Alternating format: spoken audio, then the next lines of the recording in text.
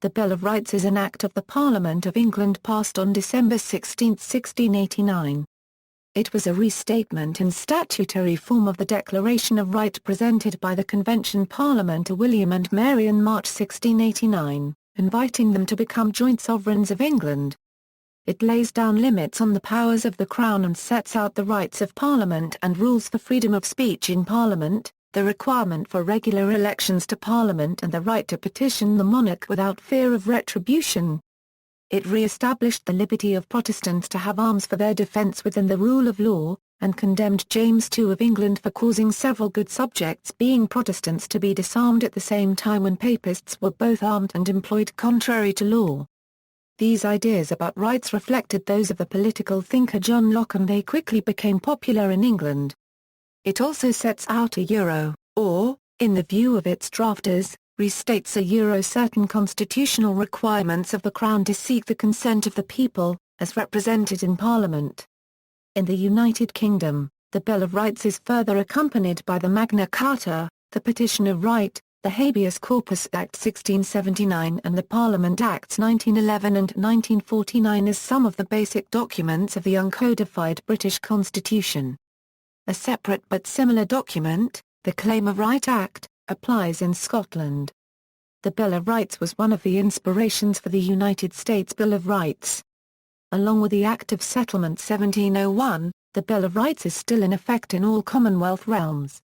Provisions of the Act, the Bill of Rights laid out certain basic rights for all Englishmen. The Act stated that there should be no royal interference with the law. Though the sovereign remains the fount of justice, he or she cannot unilaterally establish new courts or act as a judge. No taxation by royal prerogative. The agreement of the Parliament became necessary for the implementation of any new taxes, freedom to petition the monarch without fear of retribution. No standing army may be maintained during a time of peace without the consent of Parliament. No royal interference in the freedom of the people to have arms for their own defence as suitable to their class and is allowed by law. No royal interference in the election of members of Parliament. The freedom of speech and debates or proceedings in Parliament ought not to be impeached or questioned in any court or place out of Parliament. Grants and promises of fines or forfeitures before conviction are void. No excessive bail or cruel and unusual punishments may be imposed.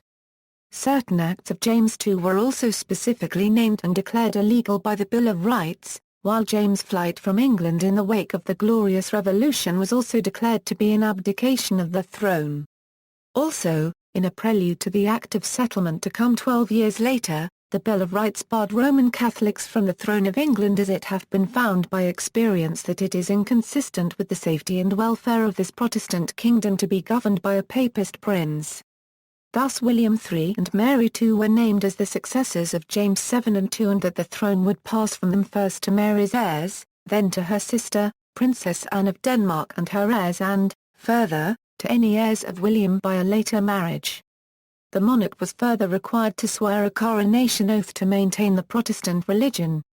Augmentation and effect, the Bill of Rights was later supplemented by the Act of Settlement 1701. Both the Bill of Rights and the Claim of Right contributed a great deal to the establishment of the concept of parliamentary sovereignty and the curtailment of the powers of the monarch.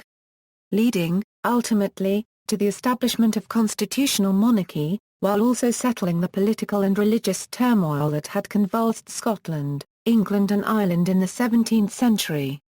It was a predecessor of the French Declaration of the Rights of Man and of the Citizen, the United States Bill of Rights, the Canadian Charter of Rights and Freedoms, the United Nations Universal Declaration of Human Rights and the European Convention on Human Rights. For example, as with the Bill of Rights, the U.S. Constitution prohibits excessive bail and cruel and unusual punishments. Similarly, cruel, inhuman or degrading punishments are banned under Article 5 of the Universal Declaration of Human Rights and Article 3 of the European Convention on Human Rights. The bill continues to constantly change and be cited in legal proceedings in the Commonwealth realms. For instance, on July 21, 1995, a libel case brought by Neil Hamilton against The Guardian was stopped after Justice May ruled that the Bill of Rights' prohibition on the court's ability to question parliamentary proceedings would prevent The Guardian from obtaining a fair hearing. Section 13 of the Defamation Act 1996, was subsequently enacted to permit MPs to waive their parliamentary privilege and thus cite their own speeches if relevant to litigation.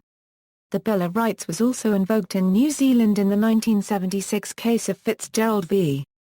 Muldoon and others, which centred on the purporting of newly appointed Prime Minister Robert Muldoon that he would advise the Governor-General to abolish a superannuation scheme established by the New Zealand Superannuation Act, 1974, without new legislation.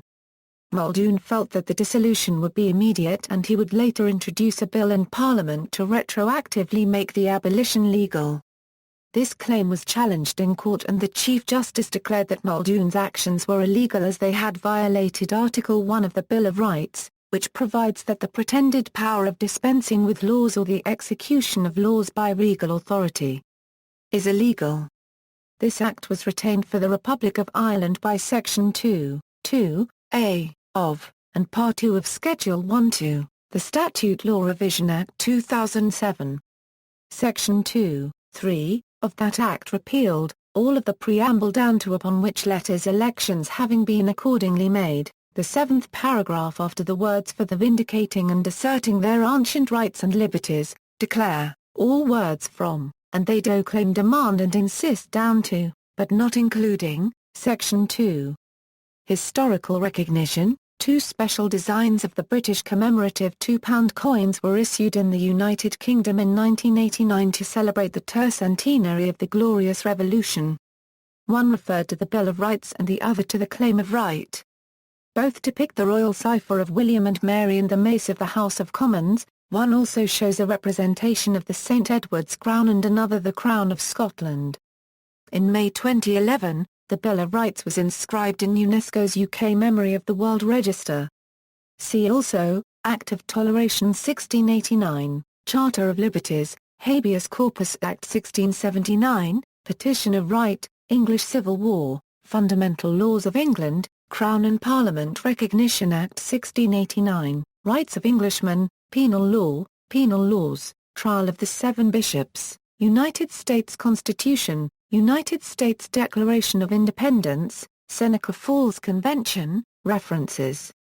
External links, Text of the Bill of Rights, the Parliamentary Archives, holds the original of this historic record, official text of the Bill of Rights 1689 as enforced today within the United Kingdom, from the UK Statute Law Database.